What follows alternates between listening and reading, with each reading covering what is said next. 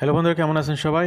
কানাডাতে যারা permanent resident, study permit অথবা ভিজিটর হিসেবে মেডিকেল রিপোর্ট কমপ্লিট করে আসবেন, বিশেষ করে স্টুডেন্ট এবং পার্মানেন্ট রেসিডেন্ট হোল্ডার যারা, ওয়ার্কার যারা, তারা কিন্তু সবাই মেডিকেল রিপোর্ট এখানে সাবমিট করে। বিকজ তারা 6 মাসের অধিক সময় স্টে করতে চায়। 6 মাসের অধিক সময়ের জন্য কেউ যদি ভিসা অ্যাপ্লাই করে তাহলে তাদের মেডিকেলটা করাই উচিত। ভিজিটরদের জন্য মেডিকেল ম্যান্ডেটরি না, তারা করতেও পারেন, নাও করতে পারেন। তো মেডিকেল করার ক্ষেত্রে বা মেডিকেল নিয়ে কানাডা গভর্নমেন্ট 2026 সালে নতুন একটি রুলস কার্যকরী করবে। সেটা নিয়েই মূলত আপনাদেরকে আপডেট দেবো, কিছু গাইড দেবো। আশা করছি তথ্যগুলো জেনে উপকৃত হবেন। বিশেষ করে এটাকে গুরুত্ব না দিলেও, এটাকে আলোচনার মধ্যে না আনলেও, এইটা কিন্তু আপনাদের ভিসা অ্যাপ্লিকেশনে খুব বড় একটা প্রভাব ফেলে। ইন্টারনালি এই বিষয়গুলো প্রভাব ফেলে, কারণ আপনারা যখন প্যানেল ফিজিশিয়ানের কাছে মেডিকেল কমপ্লিট করেন তখন তারা আপনাকে একটা রিপোর্ট দেয় এবং আরেকটা রিপোর্ট কিন্তু চলে যায় কানাডা ইমিগ্রেশন ডিপার্টমেন্টে। সেখানে আপনার রিপোর্টের ব্যাপারে খুব বেশি নেগেটিভ কিছু থাকলে সাথে সাথে জানানো হয়, কিন্তু আপনার ব্যাপারে যদি কোনো অ্যালার্মিং ইস্যু থাকে সেগুলো অনেক সময় তারা নাও জানাতে পারে। সেটার উপর বেস করে আপনার ভিসা অ্যাপ্লিকেশনটা অনেক ডিলে হতে পারে। যারা স্টাডি পারমিটে কিংবা ওয়ার্কার আবেদন করেন তাদের কিন্তু অ্যাপ্লিকেশনটা ক্যান্সেল হতে পারে। এই জন্য এই বিষয়গুলো আগে থেকে সচেতনভাবে জানা দরকার, বোঝা দরকার। Canada increases excessive demand cost threshold on health service in 2026. তো কানাডার গভর্নমেন্ট যদি মনে করে কোনো ব্যক্তি কানাডাতে আসার পরে গভর্নমেন্টের খরচ অনেক বেড়ে যাবে, কোন ক্ষেত্রে? তাকে যে ফ্রি হেলথ সার্ভিস দেওয়া হবে সেটার জন্যে যদি খরচ, মানে কানাডা গভর্নমেন্টের যে একটা বাজেট থাকে সেটার বেশি যদি তার জন্য মেডিকেল পারপাসে খরচের কোনো সম্ভাবনা থাকে, তাহলেই এটাকে মেডিকেলি ইনঅ্যাডমিসেবল বলা হয় এবং সেক্ষেত্রে অনেক ক্ষেত্রে ভিসা রিফিউজ হতে পারে বা রিফিউজ হয়। Canada has increased the excessive demand cost threshold in 2026. The benchmark the immigration department uses when assessing whether an applicant health condition could create an excessive demand on publicly funded health or social services. This update matters because medical inadmissibility can affect applicants across virtually every temporary and permanent immigration pathway. The excessive demand is often the least discussed among applicants' bodies. Most consequential health ground refusal risks for economic and certain non-exam streams. তো বুঝতে পারতেছেন যে এটা আপনার নীরব ঘাতক হতে পারে। আপনার সব কিছু ঠিক থাকলো, কিন্তু এই জায়গাতে আপনি যদি খেয়াল না করেন, আপনার এমন কোনো রোগ বালায় আছে যেটার কারণে কানাডা গভর্নমেন্ট আপনাকে ইনঅ্যাডমিসেবল ঘোষণা দিল, কোনোভাবেই কোনো সুযোগ নাই এটাকে রিকভারি করার সুযোগ দিবে আপনাকে একদমই প্রথমবারই। বিশেষ করে পার্মানেন্ট রেসিডেন্ট যারা অ্যাপ্লাই করে, আমরা দেখেছি আমাদের অনেক ক্লায়েন্টের 3 বার পর্যন্ত মেডিকেল করেছে অনেকে। কী কারণে? যে তাদের একটা সমস্যা ছিল, সেটা নিয়ে কনফিউশন ছিল। গভর্নমেন্ট তাদেরকে রিকভারি বা রিমিডির জন্য সুযোগ দিয়েছে। 1 বছর পর আবার মেডিকেল চেয়েছে, তারপরে দেখছে যে এটা ইমপ্রুভ হচ্ছে, তখন 1 বছর পর আবার মেডিকেল দিয়েছে। যখন দেখছে যে হ্যাঁ এটা ঠিক হয়ে গেছে, তখন তাদেরকে ভিসা ইস্যু করেছে। কিন্তু টেম্পোরারি রেসিডেন্টদের ক্ষেত্রে এত সময় ধরে বিবেচনা করবে না, কারণ এটা তো একটা আপনারা এখানে পার্মানেন্টলি থাকার জন্য যাচ্ছেন না। সুতরাং কারো হেলথ কন্ডিশন খারাপ হলে আগে থেকেই এই বিষয়গুলো কনসার্ন নিয়ে, মানে এই বিষয়গুলো নিয়ে আপনার উদ্যোগ নিয়ে আপনার হেলথ কন্ডিশনটাকে ইমপ্রুভ করাটা ভালো, তাহলে আপনার সমস্যা হবে না। So let's drive deep into the specific medical ইনঅ্যাডমিসিবিলিটি around the excessive demand on publicly funded health or social services, as it is part of eligibility in almost every application, be it for temporary residency or permanent residency. What is medical inadmissibility in Canada? If you apply to visit, study, work or immigrate to Canada, you must be admissible including on health grounds. তো শুধুমাত্র criminal ground না, health গ্রাউন্ডে আপনাকে admissible হতে হবে। Under the immigration and refugee protection act IRPA, a foreign national can be found medically admissible if their health condition is likely to be a danger to public health, be a danger to public safety, cause excessive demand on health or social service. এই 3টি সমস্যা যদি কারো থাকে তাহলে তাকে medical ইনঅ্যাডমিসেবল বলা হবে।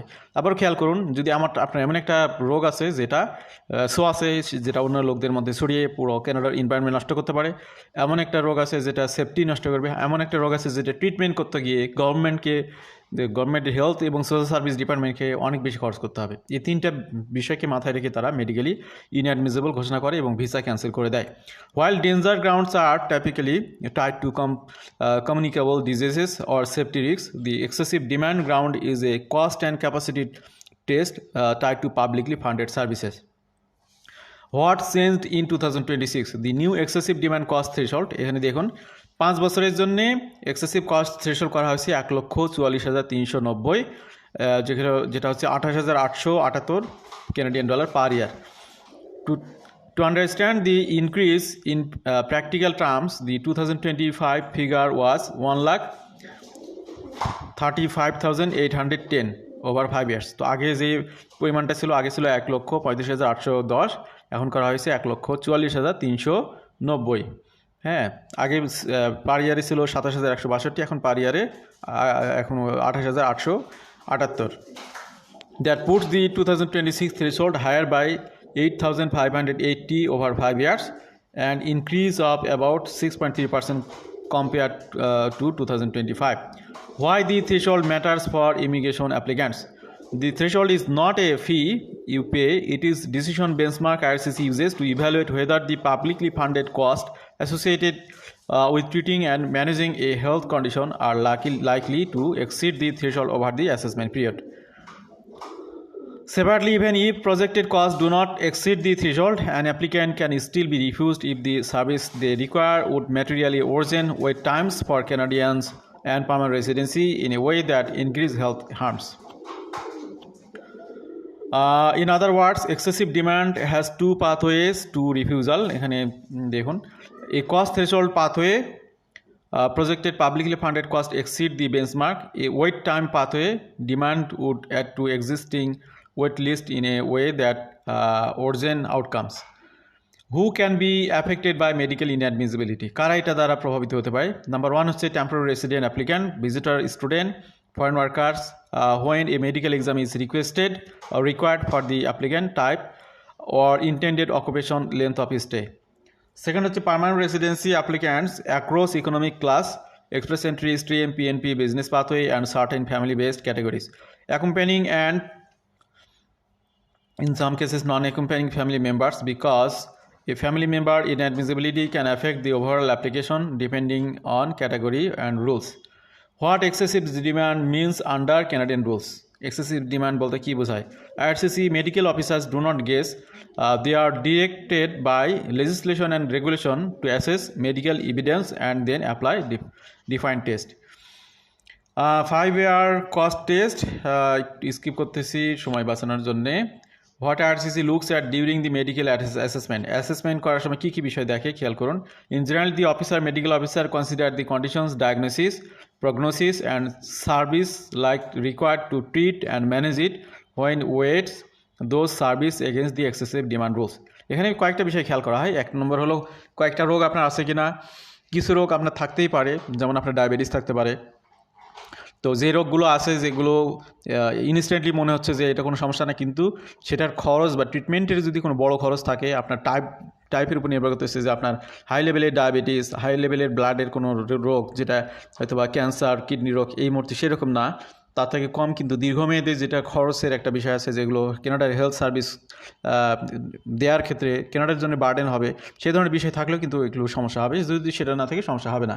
When assessing excessive demand, the regulations also specific factors the officer must consider, including reports from health practitioner or laboratories, whether a mitigation plan would provide appropriate treatment and would be permitted under the rules, and prohibition on considering non-medical factors such as the applicant's intent to financial ability to carry out mitigation plan or the feasibility of the plan. What example using 2026 threshold, এটা আমরা জেনেছি already. Exemption who is not subject to excessive demand rules. তো এখানে কিছু কিছু ব্যক্তিরা এখানে excessive demand রুলসের মধ্যে পড়বে না। এক নম্বর হলো refugee and protected person, certain family sponsored applicants such as sponsored spouse, common law partner and dependent children. Procedural fairness letter, what happens IRCC has concern. তো অনেক সময় বিশেষ করে আপনার মেডিকেলি সমস্যা থাকে, মেডিকেলি ইনঅ্যাডমিসিবল হওয়ার মতো কোনো একটা সিচুয়েশনের কাছে কোনো ব্যক্তি যাচ্ছে, এই ধরনের কোনো সমস্যা থাকলে কানাডা গভর্নমেন্ট কী করে, ইমিগ্রেশন ডিপার্টমেন্ট তাকে প্রসিডিউরাল ফেয়ারনেস লেটার দেয় যে তোমার এই বিষয়ে সমস্যা আছে। তখন দেখা গেলো যে আপনাকে আরও মেডিকেল টেস্ট করতে বলবে, আপনাকে কিওর হওয়ার জন্য একটা সময় দেবে এবং সেগুলোর রিপোর্ট আপনাকে দিতে হবে 90 দিনের মধ্যে। আপনি আবেদন করলে আরও বেশি সময় ধরেও আপনাকে সেই রিপোর্ট দেওয়ার জন্য সুযোগ দেবে। এগুলো জমা দেওয়ার পরে যদি দেখে যে পজিটিভনেস আছে, দেন আপনাদের ভিসাটা প্রসিড হতে পারে, আদারওয়াইজ ভিসা কার্যক্রম কমপ্লিটলি শাটডাউন হতে পারে। Mitigation plan, when they apply and what must be include. তো এই মিটিগেশন প্ল্যানগুলো আপনার এখানে এক্স্যাক্টলি শো করতে হবে। তো আজকের আলোচনা থেকে যারা উপকৃত হবেন তাদের প্রতি কৃতজ্ঞতা থাকলো। আশা করছি অনেকেই এখান থেকে শিক্ষা নেবেন, লেসন নেবেন। ভালো থাকবেন সবাই। আল্লাহ হাফেজ। সালামু আলাইকুম।